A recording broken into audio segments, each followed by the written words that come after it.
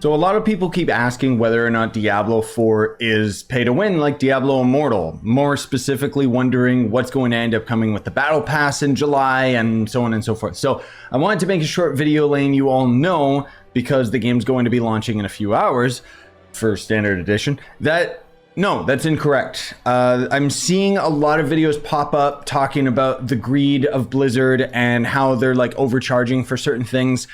But it's all optional and it's all cosmetics. I haven't seen anything cash shot pay to win that we, experienced in Diablo Immortal. The only thing that you can end up buying is skins. And the Battle Pass also pushes very, very heavily in its description that the Battle Pass is going to end up having cosmetics, but it's also going to end up giving you some of the premium currency. I assume they're going to end up copying the Fortnite Battle Pass, where a free-to-play player could essentially grind enough premium currency over time that they would be able to purchase the premium version of the Battle Pass, thus being able to perpetually get the Battle Pass for free so long as they continued grinding. But otherwise, you can see, like, this is all that we've got in the cash shop right now. It's just cosmetics.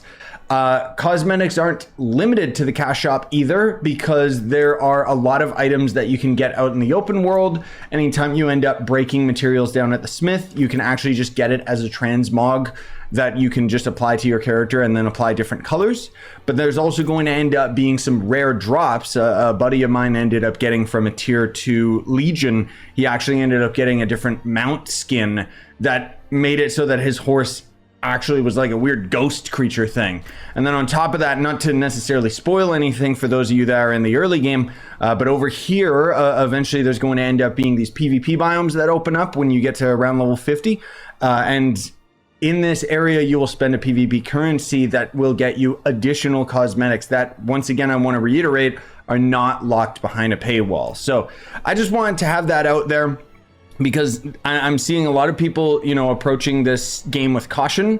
But in my experience so far, this is the game that we've been waiting for, that Diablo Immortal kind of just half delivered. And arguably, Diablo Immortal was a fun enough game up until you got to max level, and then it became pay to win because of the greater rifts and stuff. I don't know what we're going to end up having in the end game of Diablo 4 per se. It isn't going to be greater rifts, the devs have confirmed, but now we're getting off topic here.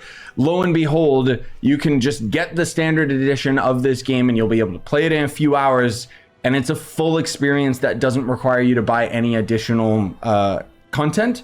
The deluxe edition of the game and the ultimate edition of the game literally just give you skins in other games. And then more specifically, it'll end up giving you the Battle Pass for the deluxe version, and then the Battle Pass plus a couple additional levels in the Battle Pass for the ultimate version, which in my opinion is just not really worth it. The main reason I got the deluxe version is so that I could play the game early, right? But as far as I've heard, the Battle Pass only comes out in July, which that's extremely disappointing.